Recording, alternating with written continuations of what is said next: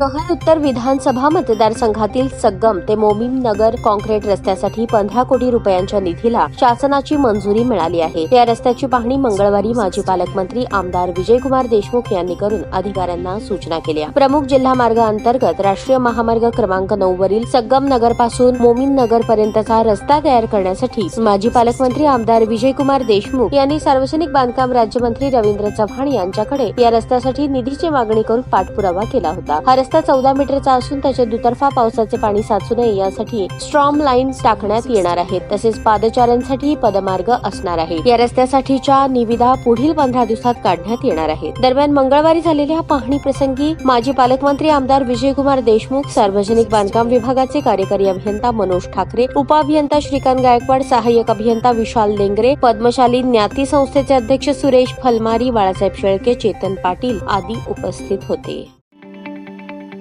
ताज्या बातम्या पाहण्यासाठी प्राईम महाराष्ट्र न्यूज चॅनलला सबस्क्राईब करा।